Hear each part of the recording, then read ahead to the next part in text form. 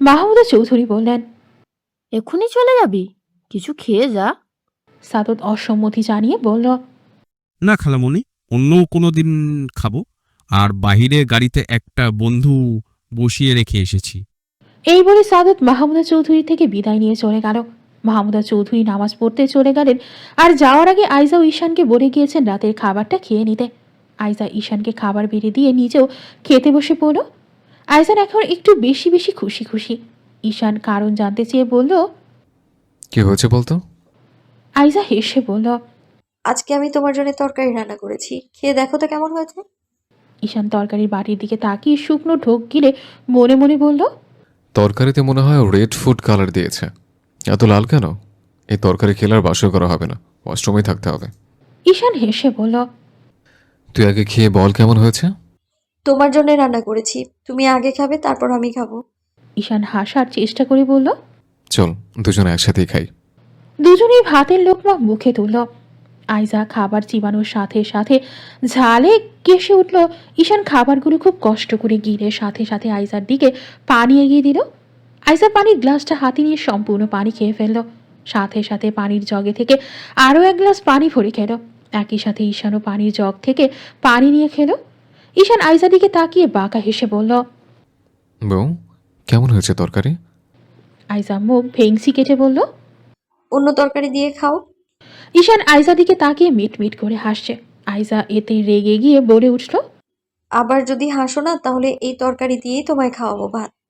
ঈশান গা ছাড়া ভাব নিয়ে বলল, আমি এমন রাধুনি নিয়ে সংসার করবই না, আরেকটা বিয়ে করব। এমনিতে ছেলেদের 4টা বিয়ে করার অনুমতি আছেই তো। এর মাঝে আমি একটা বিয়ে করেছি, এখনো বউকে ছুঁয়নি, ভার্জিনও রয়েছে।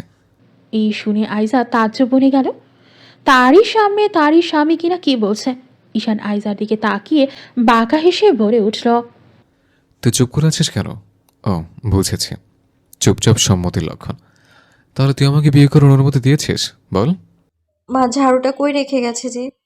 ঈশান সাথে সাথে আইজার হাত ধরে বলল, যা, তোর খাওয়ার সময় কাজ করতে হবে না, আমি আরেকটা বিয়ে করে তোর কষ্টটা কমিয়ে দেব। আইজা কটমট দৃষ্টিতে তাকিয়ে বলে উঠল, ঝাড়ু দিয়ে কাজ করব না, পেটাবো তোমায়।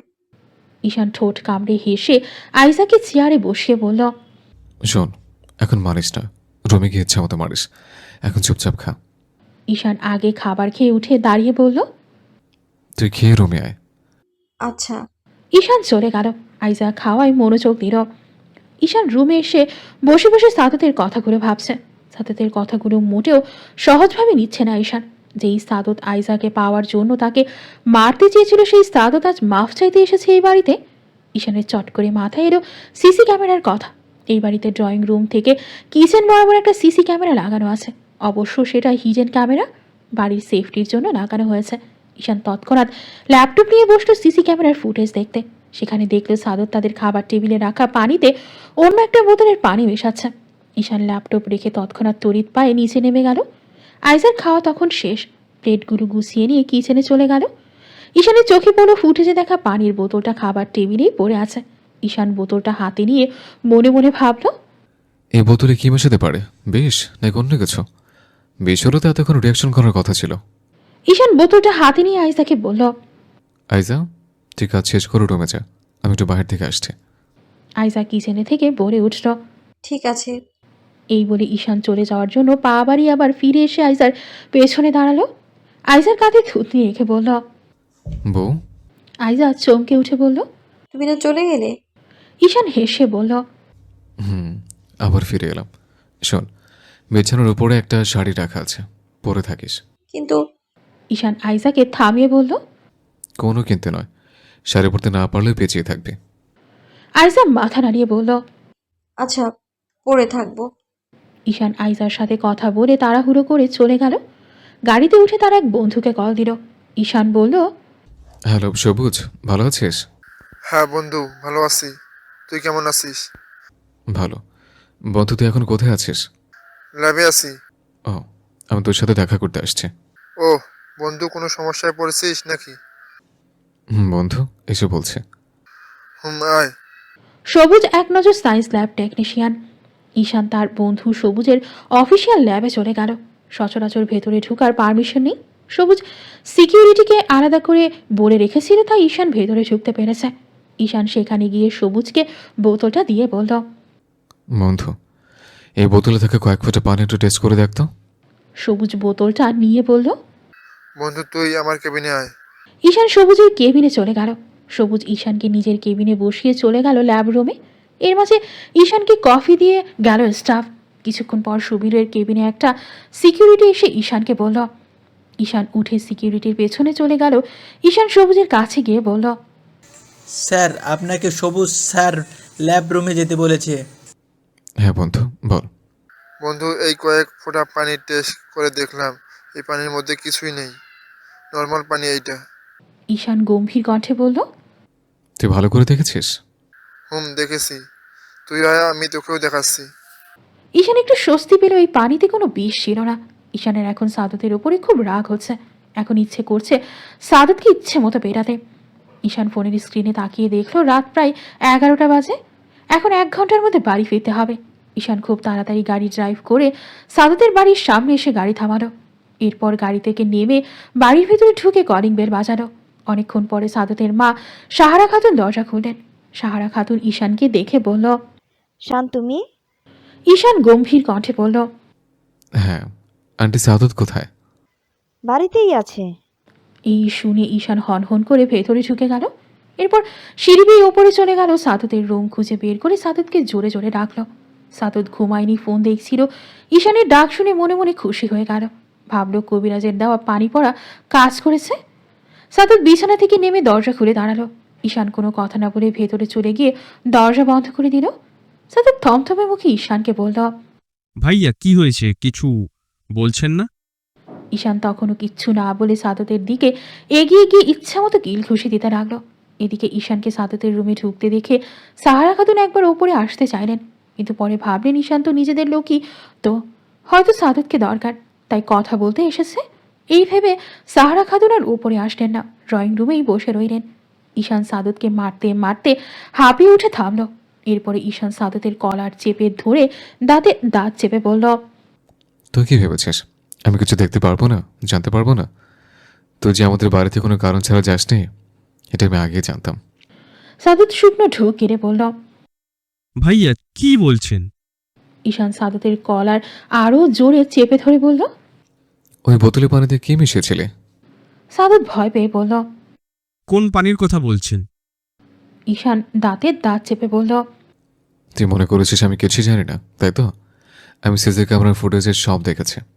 এখন তাড়াতাড়ি বল, ওই পানিতে কি ছিল? ওই পানিতে কিছু ছিল না।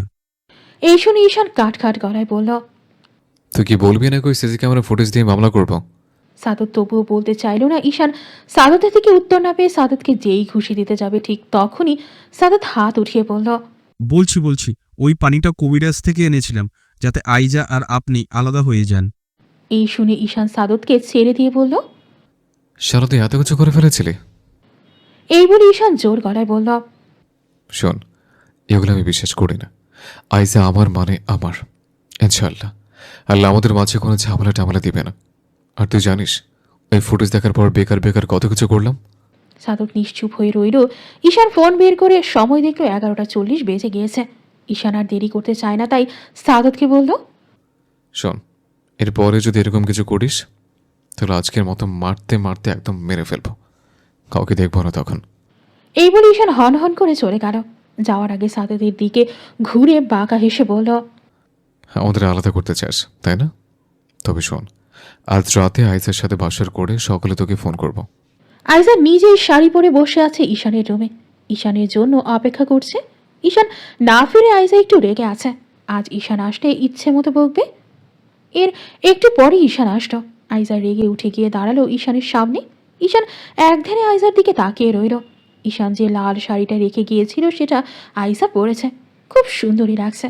আইজা কোমরে হাত রেখে বলল। এত দেরি হলো কেন তোমার? ঈশান দরজা লাগিয়ে দিয়ে আইজার দিকে এগোতে লাগলো। আইজা না পিছিয়ে বলল। আমার উত্তর দাও, এত রাত পর্যন্ত বাইরে কি করছিলে?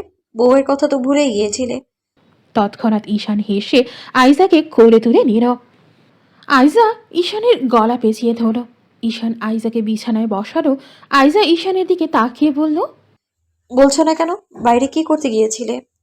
ঈশান ঠোঁটের কোণে এক চিলতে হাসি এনে বলল, তোর খালাতো বোনকে চুমু খেতে গিয়েছিলাম। এ সরো আমার থেকে। সবসময় আজে বাজে কথা বলবে। রাগ করিস কেন? তোর খালাতো ভাই সাদতকে ইচ্ছে মতো মেরে এসেছে। কি? হুম। কিন্তু ওকে মারতে গিয়েছিলে কেন? তুই জানিস ওই বাড়িতে কেন এসেছিল? ওই বাড়িতে এসে খাবার টেবিলের পানির সাথে কবিরাজের দেওয়া পানি পড়া মিশিয়ে দিতে গিয়েছে, যাতে সেই পানি খেয়ে আমরা আলাদা হয়ে যাই। এই শুনে আইজা অবাক না হয়ে পারল না, সাথে সাথে বলল। তুমি কি করে এসব বুঝলে? ঈশান হেসে বলল, এই বাড়িতে যে হিডেন ক্যামেরা আছে তোর ভাই সেটা জানে না। সে হিডেন ক্যামেরার ফুটেজ দেখে বুঝেছে। আইজা তখন ভাবুক হয়ে বলল। আমরা তো ওই পানি খেয়ে ফেলেছি, এখন কি করবে? ঈশান আইজার কথা শুনে হেসে বলল। কিচ্ছু হবে না, আল্লাহর উপর বিশ্বাস রাখ। হুম। ঈশান আইজার পাশ থেকে উঠে ল্যাম্প টেবিলের ড্রয়ার খুলে একটা রিং বক্স বের করল। এই রিংটা ঈশান আইজাকে সেদিন বিয়ে দিয়ে করেছিল, সেদিনই পরাতে চেয়েছিল। সেই রিংটা আজ পরাবে। ঈশান আইজার পাশে বসে রিংটা পরিয়ে দিল। আইজা হাতের রিংটা ঈশানকে দেখিয়ে বলল। দেখো ভাইয়া কেমন বানিয়েছে। ঈশান দাঁত এলিয়ে হেসে বলল। সুন্দর মানিয়েছে, কিন্তু তোর মুখে ভাইয়ের শব্দটা মানায়নি। আইজা মাথা নত করে মুখ টিপে হাসল। ঈশান আলতো হাতে আইজার থুতনি উঠিয়ে বলল। বউ, একটা চুমু খাই? বেশি না, একটাই খাবো, খেতে দিবি? এই বলে ঈশান এক সেকেন্ডও দেরি করল না, সাথে সাথে আইজার ঠোঁটে চুমু খেয়ে নিল। এরপরে আইজার মুখপানে তাকালো। আইজার গালটা লজ্জায় লাল হয়ে গিয়েছে। এর সাথে সাথে ঈশান আইজার ঠোঁটে নিজের ঠোঁট ডুবিয়ে দিল। আইজা খানিকটা কেঁপে উঠে ঈশানের শার্ট খামচে ধরল। ঈশান আইজার কোমরে ধরে নিজের আরও কাছে আনলো। দুজনের নিঃশ্বাস ভারী হয়ে উঠল। ঈশান আইজার ঠোঁট থেকে নিজের ঠোঁট ছাড়িয়ে ঘাড়ে মুখ ডোবালো। এরপরে আইজার পেট থেকে হাত উঠিয়ে শাড়িতে হাত রাখলো। আস্তে আস্তে শাড়ির পিন খুলে ফেললো। ঈশান আইজার মুখপানে তাকালো। আইজার লজ্জা মাখা মুখটা ঈশানের কাছে অসম্ভব সুন্দর লাগছে। ঈশান আইজার ঠোঁটে শব্দ করে চুমু খেয়ে বলল। আমার ছোট্ট জীবনের শ্রেষ্ঠ অধ্যায় তুই। আমার ভালোবাসা তোর মাঝে সীমাবদ্ধ হোক, আমার হৃদয়ে থাকা সব ভালোবাসা তোর হোক, আর তোর হৃদয়ে থাকা সব ভালোবাসা আমার হোক। রাত 3টার সময় আদনানের ফোন বেজে উঠল। বারবার ফোনের রিংটোনের শব্দে আদনানের ঘুম ভেঙে গেল। আদনান রেগে ফোনটা হাতে নিয়ে দেখল সাদতের ফোন।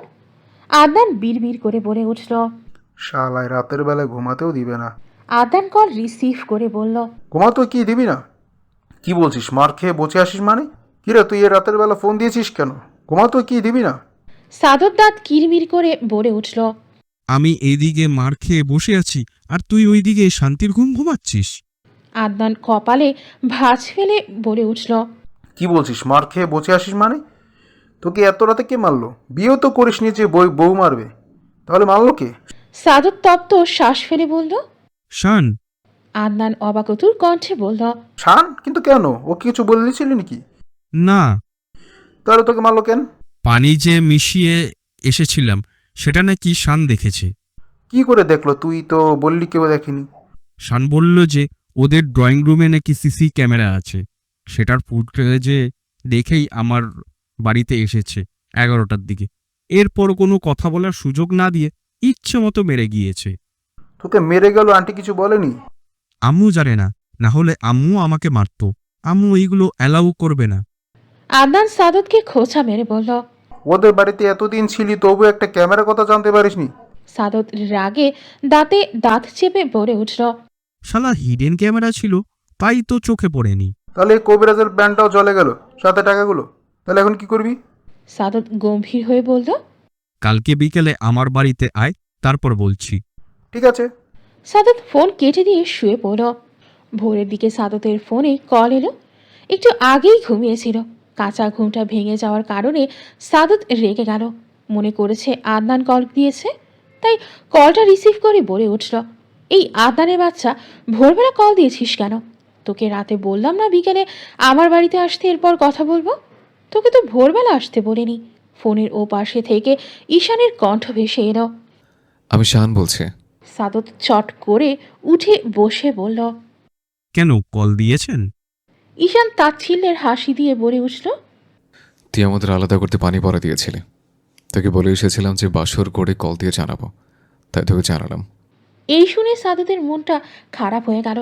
চুপ হয়ে রইল। ঈশান ওপাশ থেকে বলে উঠল। আদনানে কি তোর সাথে আছে নাকি রে? সাদত না বোঝার ভান করে বলে উঠল। আদনান কেন আমার সাথে থাকবে? ওর সাথে আমার কোনো কন্ট্যাক্ট নেই। ঈশান তপ্ত শ্বাস ফেলে বলে উঠল। তাহলে একটু আগে যে আদনানের কথা বললে? সাদত হেসে বলে উঠল। ঘুমের ঘরে ভুলভাল বলছি হয়তো। ও, তাহলে রাখছি, ঘুমা। ঈশান ফোন কেটে দিয়ে আইজার দিকে তাকালো। তার বুকের উপরে বাচ্চাদের মতো আষ্টে পৃষ্ঠে জড়িয়ে ধরে আছে। ঈশান আইজার মুখের দিকে তাকিয়ে রইল। এরপরে আইজার ভেজা চুলে হাত বুলিয়ে দিতে দিতে ভাবল সাদতের কথা। সাদতের মুখে আদনানের নাম শুনে বেশ চিন্তায় পড়ে গেল। ঈশানের মনে হচ্ছে আদনান ও সাদত দুজন মিলে এগুলো করছে, আর আজকে দুজনে কথা বলে কিছু একটা করার চেষ্টা করবে। কিছুক্ষণ পরে আইজা পিট পিট করে চোখ খুলল। ঈশানের চোখে চোখ পড়তেই কেমন একটা লজ্জা পেয়ে গেল। সাথে সাথে ঈশানের বুকে বুক খুলে গেল। ঈশান মুচকি হেসে বলল। লজ্জা পাচ্ছিস? আইজা মাথা নাড়িয়ে না বোঝালো।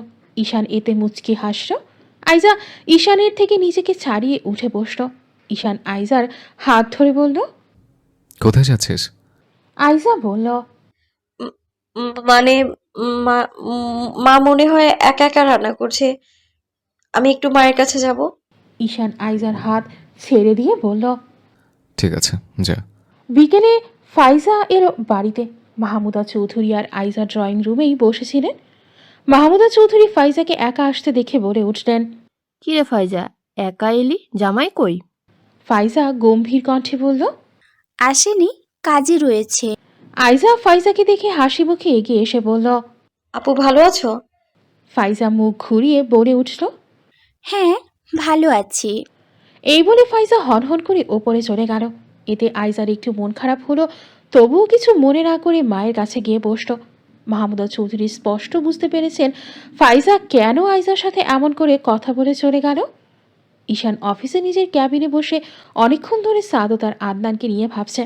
অনেক চিন্তার পরে ঈশান আসাদ মির্জাকে কল দিলেন। আসাদ মির্জা কল রিসিভ করতেই ঈশান সালাম দিল। আসসালামু আলাইকুম আঙ্কেল, ভালো আছেন? ওয়ালাইকুম সালাম, ভালো আছি। তুমি কেমন আছো সান? ভালো আছি আঙ্কেল। ভালো মন্দ কথা বলার পরে ঈশান বলে উঠল।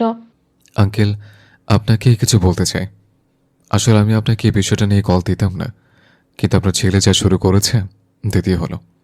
আসাদ মির্জা হালকা করে হেসে বলে উঠলেন। কি বলবে বলো? আঙ্কেল, আপনি তো জানেনই আমি আইজাকে বিয়ে করেছি। এখন আদনান সাদতের সাথে মিলে আমার পেছনে লেগেছে। এখন আইজা যে ওদের কারো হবে না এটা ওরা বুঝতেই পারছে না। এটা আপনাকে জানালাম, আপনি আদনানকে সামলান। নাহলে এইভাবে চলতে থাকলে আমি ওদেরকে পুলিশে দিতে দুবার ভাববো না। এতে আরও সম্পর্ক নষ্ট হবে। আসাদ মির্জা ওপাশে থেকে ঠান্ডা স্বরে বললেন। সান, তুমি চিন্তা করো না, আমি আদনানকে বোঝাবো। রাতে ফাইজা নিচে ড্রয়িং রুমে এসে তার মায়ের পাশে বসল। পাশে আইজা বসে আছে, কিন্তু আইজার সাথে তেমন কোনো কথা বলল না। মাহমুদা চৌধুরী ফাইজার দিকে তাকিয়ে বলেই ফেললেন। তুই আইজার সাথে কথা বলছিস না কেন? আমার ইচ্ছে করছে না, তাই আমি বলছি না। এই শুনে আইজা ভারী একটা শ্বাস ছাড়ল। মাহমুদা চৌধুরী ধমকের সুরে ফাইজাকে বললেন। তোর বোন হয়। ফাইজা রেগে উঠে দাঁড়িয়ে বলল। কিসের বোন হয় ও আমার? ও আমার কোনো মান রেখেছে? ও কিভাবে পারলো শানকে বিয়ে করতে? ও কি পারতো না আদনানকে বিয়ে করতে?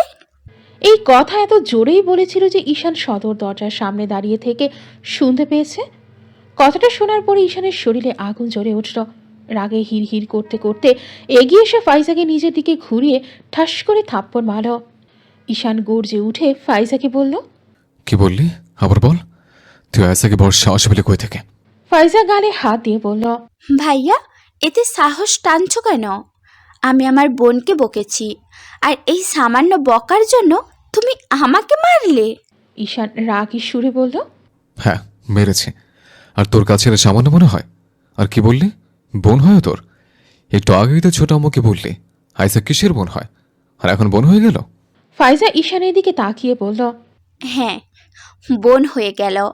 আর ওকে আমি মারবো, বকবো, যা ইচ্ছে তাই করব। বলার সাথে সাথে ঈশান ফাইজার গালে পরপর 3টা থাপ্পড় মারল।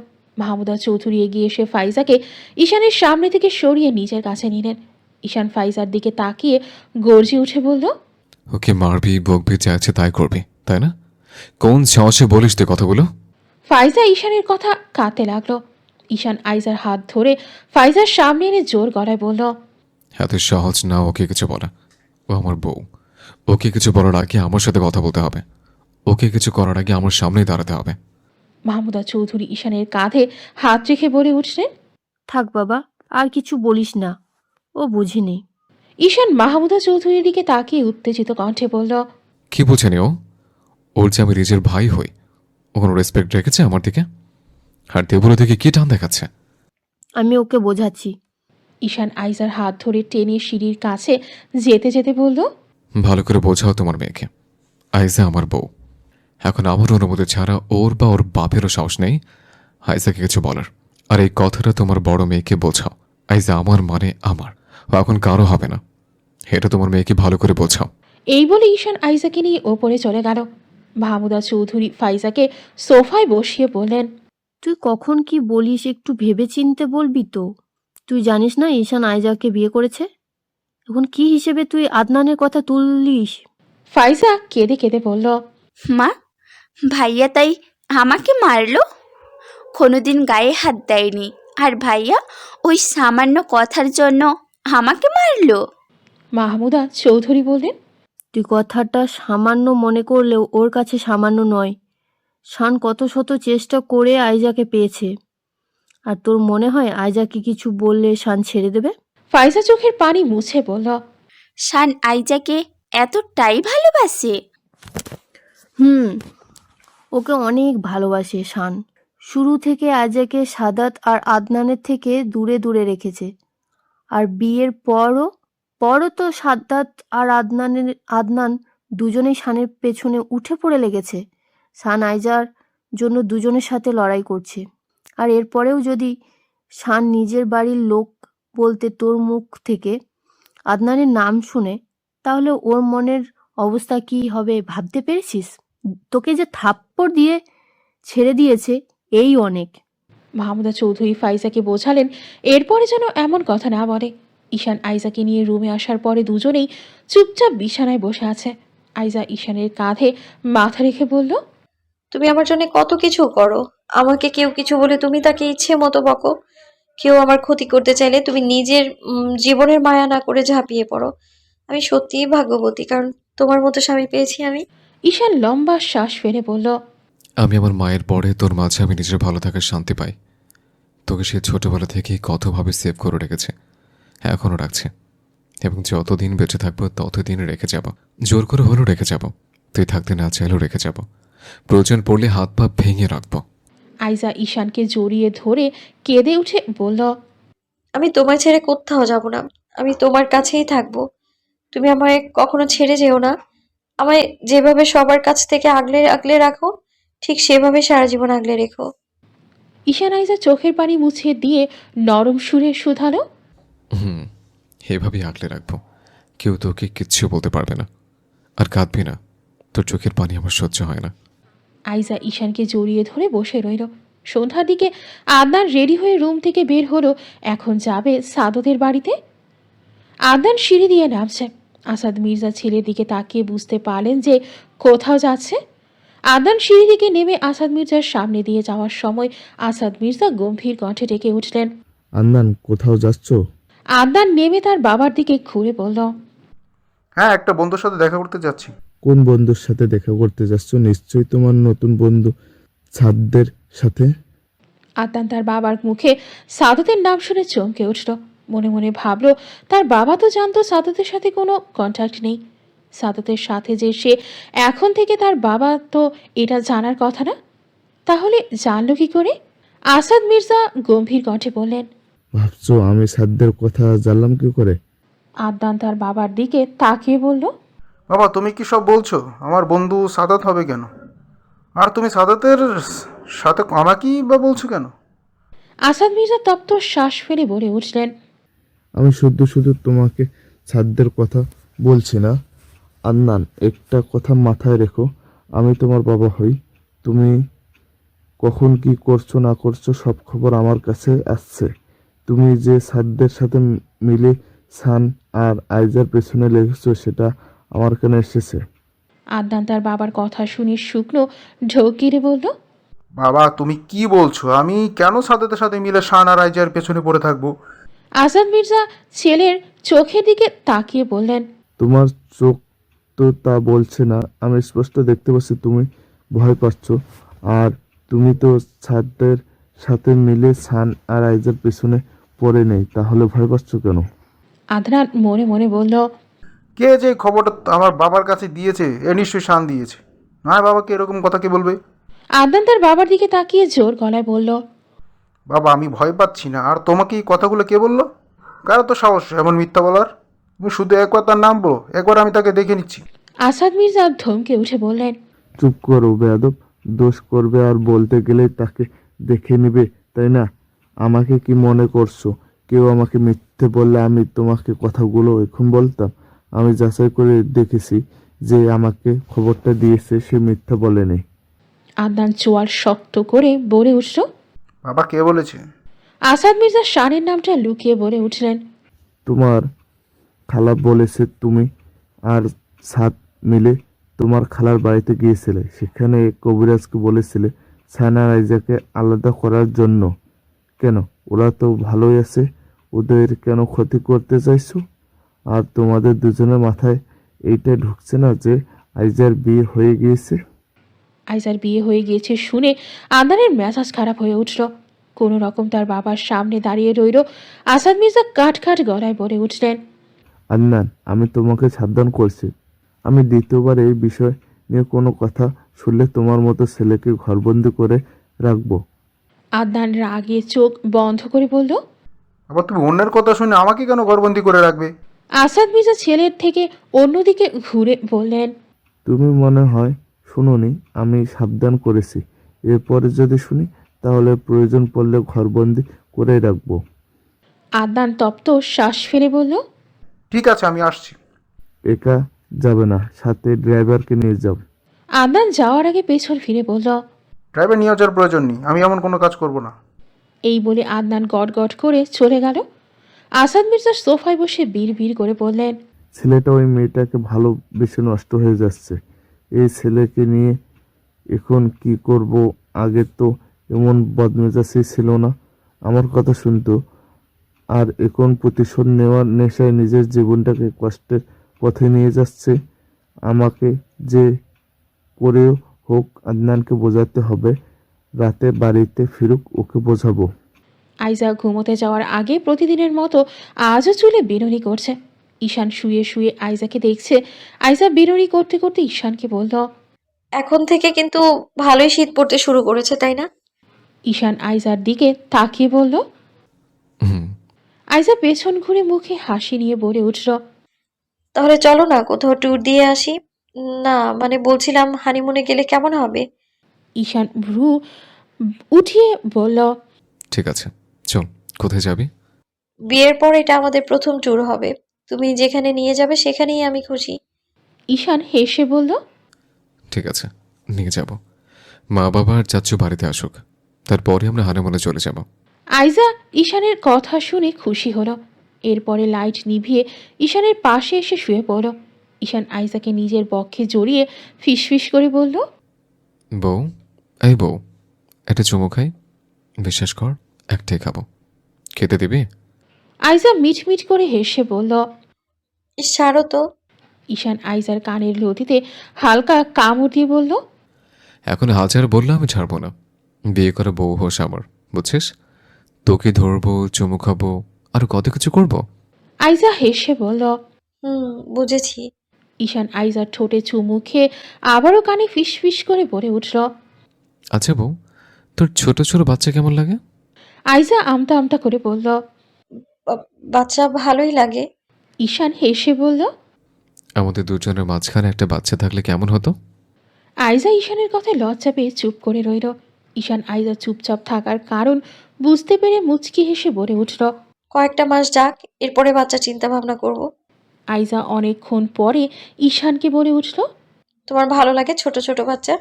ঈশান বাঁকা হেসে বলল, কেন, বললে কি বাচ্চা উপহার দিবি? আইজা ঈশানের বুকে একটা কিল মেরে বলল, তুমি কিন্তু খুব খারাপ খারাপ কথা বলো। ঈশান হেসে বলল। তুই খারাপ কথা বলার মূল। আইজা রাগী সুরে বলল। কি বলে? আমি খারাপ কথা বলার মূল মানে? আমি কি তোমাকে এই খারাপ কথাগুলো বলতে বলেছি? ঈশান আগের ন্যায় বলে উঠল। বলতে বলিস না, কিন্তু আমার কাছাকাছি এসে বলতে বাধ্য করিস। বড় আম্মু আসুক, আমি বলে দিব সব। কি বলবি? আইজা অভিনয়ের ভঙ্গিতে বলে উঠল। বলবো যে বড় আম্মু তুমি না থাকায় তোমার ছেলে এই কয়েকদিনে আমাকে অনেক বকেছে আর অনেক মেরেছে। ঈশান হেসে হেসে বলল। আর কি বলবি? বলবো যে তোমার ছেলে একা একা ঘুরেছে, আমাকে ঘুরতে নিয়ে যায়নি, কিছু খাওয়ায়ও নি। এত অভিযোগ করবি আমার মায়ের কাছে? করবো। মা আদৌ তোর কথা শুনবে? শুনবে। বড় আম্মু আমার কথা শুনবে। আগে মেয়ে মনে করে শুনে এসেছে, আর এখন ছেলের বউ হিসেবে শুনবে। এরপরে তোমাকে ইচ্ছে মতো বকবে। ঈশান বাঁকা হেসে বলল। এর মানে তুই এতদিন মায়ের কাছে নালিশ করে এসছিস, আর আমি কিছু না করে ভাবতাম মা আমাকে বকছে কেন। এখন এর আসল মাস্টার মশাই পেয়েছে। এই বলে ঈশান কিছু একটা মনে করে বলল। এই, তুই সেদিন আমার সিগারেট খাওয়ার কথা সবার সামনে বললি কেন?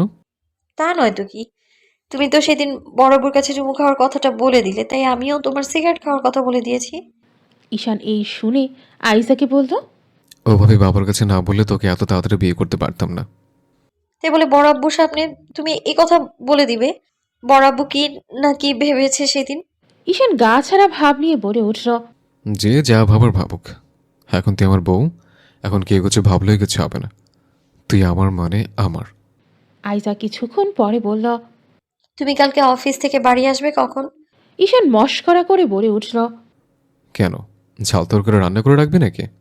আইজা একটু রাগ দেখিয়ে বলে উঠল। সর, আমি থাকবো না, নিজের রুমে চলে যাব আমি। ঈশান আইজাকে নিজের কাছে টেনে বলল। না না, বল কি বলবি? আইজা হেসে বলল। আমাকে সেদিন একটা রেস্টুরেন্টে নিয়ে গিয়েছিলে না, মনে আছে তোমার?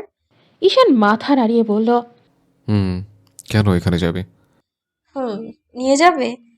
ঠিক আছে, কালকে সন্ধ্যায় রেডি হয়ে থাকিস, আমি অফিস থেকে এসে নিয়ে যাব। আইজা হেসে বলল। আমরা কিন্তু ম্যাচিং করে ড্রেস পরবো। আচ্ছা, ম্যাচিং করেই পরবো। আইজা মনে মনে মহা খুশি। সেদিন ছেলেটাকে মিথ্যা বলে এসেছিল যে ওদের বিয়ে হয়েছে, আর কালকে গিয়ে সত্যি বলে আসবে যে ওদের বিয়ে হয়ে গিয়েছে। পরদিন সকাল 11টার দিকে সাদত আদনানকে কল দিল। আদনান কল রিসিভ করলো। সাদত ও পাশে থেকে বলল। কি রে, কেমন আছিস? ভালো, তুই কেমন আছিস? ভালো। কি করছিস? আর কালকে না তোর আসার কথা ছিল, আসলি না কেন? শোন, আমি যে তোর সাথে মিলে শান আর রাইজার ক্ষতি করতে চাইছি এটা বাবা জেনে গিয়েছে, তাই কালকে গাড়ি নিয়ে অন্য কোথাও গিয়েছিল। জেনে গিয়েছে মানে? কি বলেছে? বাবাকে নাকি আমার খালা বলেছে। এই শুনে সাদত ভাবুক হয়ে বলল। তোর খালা বলেনি, বলেছে শান? আমারও তাই মনে হচ্ছে।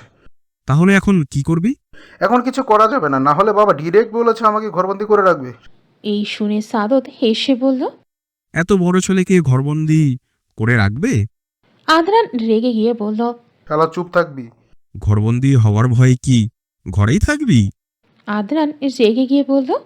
এই শোন, তোর সাথে বেকার বেকার কথা বলার সময় আমার নেই, কাজের কথায় আয়। তোর কাছে কি কোনো প্ল্যান আছে? সাদত নিরেট কণ্ঠে বলল।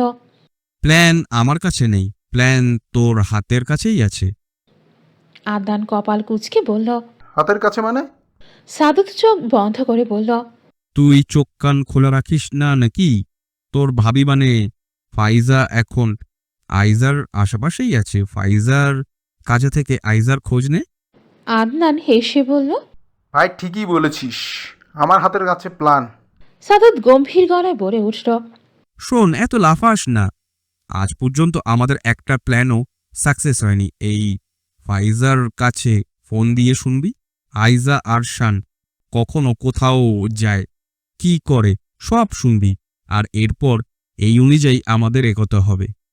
আদনান বাঁকা হেসে বলে উঠল। এই এত কিছু করার থেকে মেরে দিই। সাদত রেগে গিয়ে বলল। এই, তোর কি জেলের ভাত খেতে ইচ্ছা করছে? মেরে দিলে আমাদের দুটোকেই লকআপে ঢুকিয়ে দিবে। শোন, লকআপে ঢুকলে একদিন না একদিন বের হতেই পারবো, আর এমন করে কতদিন ওদের পেছনে পড়ে থাকবো? সাদত ভাবুক হয়ে বলল। কথাটা খারাপ বলিসটি। তুই ফাইজাকে কল দিয়ে আপডেট নিতে থাক, এরপর আমাকে জানাবি। ঠিক আছে। আদনান এরপরে সাদমানকে দিয়ে ফাইজাকে 2-3 বার কল করালো। তবে সাদমান তেমন কৌশলে ফাইজার থেকে কথা বের করতে পারেনি। সন্ধ্যার দিকে আদনান নিজেই ফাইজাকে কল করল। ফাইজা তখন তার মা মাহমুদা চৌধুরীর সাথে ড্রয়িং রুমে বসে টিভি দেখছিল। এমন সময় আদনানের কল পেয়ে ফাইজা তার মায়ের থেকে একটু দূরে গিয়ে কলটা রিসিভ করল। হ্যালো ভাবি, কেমন আছো? ভালো আছি, তুমি কেমন আছো? ভালো। আচ্ছা ভাবি, তুমি কবে বাড়িতে আসবে? 2-4 দিন পরে চলে যাব। ও ভাবি শোনো, হ্যাঁ বলো। ভাবি বলেছিলাম আইজা কোথায়, ও কেমন আছে? আইজা ভালো আছে, আর ও হয়তো ওর নিজের রুমেই আছে। ওহ ভাবি, শানও কি বাড়িতে? হ্যাঁ, বাড়িতে। ভাবি শান কি অফিসে যায় না? মানে এত আগেই বাড়িতে ফিরে এসেছে? আইজা হালকা হেসে বলল, শান অফিসেই যায়, আজ একটু আগেই বাড়িতে চলে এসেছে। ও এখন আইজাকে নিয়ে ঘুরতে যাবে। আদনান সাথে সাথে বলে উঠল, এবারে দুজনই যাবে? হুম, ভাবি ওরা কোথায় ঘুরতে যাবে? আমাদের অফিসের সাথে লাভবাট নামে একটা নতুন রেস্টুরেন্ট হয়েছে না, ওই রেস্টুরেন্টেই যাবে ওরা। এই শুনে আদনান মনে মনে বলল, এখনই সাদতকে জানাতে হবে। আদনান আর কিছু না বলে কলটা কেটে দিয়ে সাদতকে কল দিল। সাদত কল ধরতেই আদনান উত্তেজিত সুরে বলে উঠল, হ্যালো সাদত ভাই, তুই কই রে? কই আবার থাকবো, বাড়িতে। ভাই একটা খবর পেয়েছি, শানা রাইজা ওরা নাকি এখন ঘুরতে বের হবে। কি বললি? কোথায় ঘুরতে বের হবে জানতে পেরেছিস? আয় আমি বলছি। আদনান কল কেটে দিয়ে তাড়াহুড়ো করে রেডি হয়ে বেরিয়ে গেল। আদনান গাড়ি বের করতে গিয়ে ফিরে এলো। সে আজ নিজের গাড়ি নিয়ে যাবে না, তাই সাদতকে কল দিয়ে গাড়ি নিয়ে আসতে বলল। আদনান মনে মনে বলল, আমি আজ গাড়ি নিয়ে যাব না, যদি ঈশান ধরে ফেলে তাহলে সাদতকে ধরবে, আমি মাঝখান থেকে কেটে পড়বো। প্রায় 20 মিনিট পরেই সাদত আদনানের বাড়ির সামনে এলো গাড়ি নিয়ে। আদনান সাদতের গাড়িটা দেখে একটু অবাক হলো। সাদত নিজের গাড়ি রেখে অন্য একটা গাড়ি নিয়ে এসেছে। আদনান গাড়িতে উঠতে উঠতে বলল, কিরে ভাই, তুই এটা কার গাড়ি নিয়ে এসেছিস? সাদত বাঁকা হেসে বলল, তুই যেমন ভয়ে নিজের গাড়ি রেখে আমাকে গাড়ি নিয়ে আসতে বললি, আমি তখনই বুঝতে পেরেছি আজ কিছু একটা হলে শান আমাকেই ধরবে, তাই আমি অন্য গাড়ি নিয়ে এলাম। এই শুনে আদনান সাদতের দিকে তাকিয়ে রইল। সাদত বলে উঠল, শালা, আমার উপর চালে কি করিস? মনে করেছিস আমি বুঝতে পারবো না? এটা কার গাড়ি নিয়ে এসেছিস? সাদত গা ছাড়া ভাব নিয়ে বলে উঠল, ও, তোরা না জানালেও চলবে। তাহলে কি প্ল্যান করেছিস? ওই রেস্টুরেন্টে যাবি নাকি বাইরে থেকে কিছু করবি? বাহির থেকেই কিছু করতে হবে, রেস্টুরেন্টের ভেতরে যাওয়া যাবে না। কিন্তু কি করবি? সাদত বাঁকা হেসে বলল, আমার সাথে চল, দেখতে পাবি। ঠিক আছে চল। ঈশান আর আইজা রেস্টুরেন্ট থেকে বেরিয়ে নিজেদের গাড়ির কাছে এলো। দুজনেই গাড়িতে উঠে বসলো। আইজা ঈশানের দিকে তাকিয়ে বলল, আজ কিন্তু অ্যাক্সিডেন্ট করো না, সেদিন আমি সত্যি ভয় পেয়ে গিয়েছিলাম। ঈশান আইজার দিকে তাকিয়ে হেসে বলল, সেদিন চুমু দিলে না বলে এমন করেছিলাম। এই বলে ঈশান মস্করা করে বলে উঠল, তবে আজকে যদি চুমু না দিস তাহলে দেখবি আর কঠিনভাবে অ্যাক্সিডেন্ট করব। আইজা ঈশানের দিকে রাগী চোখে তাকিয়ে বলল, আহা, চলবে না, কোনো কিছু নেই। আগে আমাকে ভালোভাবে বাড়ি নিয়ে যাবে, তারপর। ঈশান আইজার সাথে মস্করা করতে করতে গাড়ি ড্রাইভিং করতে লাগলো। কিছু দূরে যাওয়ার পরেই গাড়িটা ঈশানের আয়ত্তের বাহিরে চলে গেল। ঈশান গাড়িটা ব্রেক করতে চাচ্ছে, কিন্তু গাড়ি ব্রেক নিচ্ছে না। ভালো গাড়ি নিয়ে বের হলো, এর মাঝে গাড়িটা এমন হওয়ার কথা না। ঈশান ভয়ার্ত চোখে সামনে তাকাচ্ছে, আবার আইজার দিকে তাকাচ্ছে। ঈশানকে চিন্তিত দেখে আইজা বলে উঠল, কি হয়েছে? ঈশান আইজার দিকে তাকিয়ে অস্থির কণ্ঠে বলল, আইসা, গাড়ি ব্রেক ফেল হয়ে গেছে, গাড়ি ব্রেক নিচ্ছে না। আইজা সাথে সাথে বলল, কি বলছো তুমি? গাড়ি ব্রেক নিচ্ছে না? তাহলে এখন কি হবে আমাদের? ঈশান কোনো কথা না বলে হাত বাড়িয়ে আইজার সিটের পাশের দরজা খুলে দিয়ে বলল, রাস্তার পাশে বালিমেটের রাস্তা আছে, আইসা তুই নিজের মুখে হাত দিয়ে ছাপিয়ে লাফ দে, মুখের যেন কোনো ক্ষতি না হয়। আর তোর গাড়িতে থাকে ঠিক হবে না, চলতি গাড়ি থেকে তোকে লাফ দিতে হবে, নাহলে এখন গাড়ি যে কোনো মুহূর্তে কিছু একটা হয়ে যেতে পারে। আইজা ঈশানের দিকে তাকিয়ে বলে উঠল, আমি না হয় লাফ দিয়ে বেঁচে যাব, তুমি কি করবে? ঈশান চসূচক শব্দ করে বলে উঠল, আইসা তোকে যা বলছে তুই তাই কর, আমার চিন্তা বাদ দে, তুই লাফ দে। আইজা ঈশানের হাত ধরে কাঁদতে কাঁদতে বলল, না, আমি তোমায় ছেড়ে যাব না। ঈশান আইজার হাত সারিয়ে বলে উঠল, তোকে যেতে হবে, তুই লাফ দে। আইজা লাফ দিল না, ঈশানের হাত ধরে আকুতি মিনতি করতে লাগলো। ঈশান আইজাকে জোর করে বাহিরের দিকে ধাক্কা দিল। আইজা তাল সামলাতে না পেরে চলন্ত গাড়ি থেকে পড়ে গেল মাটিতে। মাটিতে পড়ে তৎক্ষণাৎ গড়িয়ে যেতে যেতে একটা জায়গায় থেমে গেল। মুহূর্তেই গাড়িটা নিয়ন্ত্রণ হারিয়ে ফেলল। ঈশান তাড়াহুড়ো করে ডেস্ক থেকে নিজের ফোন আর মানিব্যাগ পকেটে ভরে আইজার সিটে এসে সেও লাফ দিল। ঈশান গাড়িতে থেকে নেমে যাওয়ার পরে গাড়িটা নিয়ন্ত্রণ হারিয়ে একটা গাছের সাথে বাড়ি খেয়ে সাথে সাথে আগুন ধরে গেল। দূর থেকে আইজা এই দৃশ্য দেখে দুই কান ধরে চিৎকার করে উঠল। শান, আইজা জোরে জোরে ঈশানকে ডেকে কাঁদতে লাগলো। শাড়ির আঁচল ধরে মুখ ছাপিয়ে বলে উঠল, আল্লাহ, শান ওই গাড়ির মধ্যে আছে। আল্লাহ, তুমি তুমি এটা কি করে ফেললে? শান গাড়ির মধ্যে আছে, আমি এখন কি করব? আইজা দাঁড়াতে নিলে পায়ে ব্যথা পাওয়ার জন্য দাঁড়াতে পারল না। অঝরে কাঁদতে লাগলো। আশেপাশে কোনো মানুষের চিহ্ন নেই। ঈশান কোনো রকমে উঠে দাঁড়িয়ে আইজাকে খুঁজতে লাগলো। রাতের অন্ধকারে কিছুটা দূরে আইজাকে দেখতে পেয়ে ঈশান কিছুটা স্বস্তি পেল। এরপরে ঈশান খুঁড়িয়ে খুঁড়িয়ে হেঁটে আইজার কাছে গেল। আইজা ভয় পেয়ে জুবুথুবু হয়ে মাথা হাঁটুতে ঠেকিয়ে বসে কাছে। ঈশান থপ করে আইজার সামনে বসতেই আইজা মাথা তুলে তাকালো। আইজা নিজের সামনে ঈশানকে দেখতেই ঈশানের উপরে ঝাঁপিয়ে পড়ে কাঁদতে লাগলো। ঈশানও আইজাকে ধরে কাঁদতে লাগলো। আইজা কাঁদতে কাঁদতে ঈশানকে কিল ঘুষি মারতে মারতে বলল, আমি কত ভয় পেয়ে গিয়েছিলাম। আল্লাহ, আল্লাহ তোমায় ভালো রেখেছে। আর তুমি কেন আমায় আগে গাড়ি থেকে নামিয়ে দিলে? যদি তোমার কিছু হয়ে যেত আমি কি নিয়ে বাঁচতাম?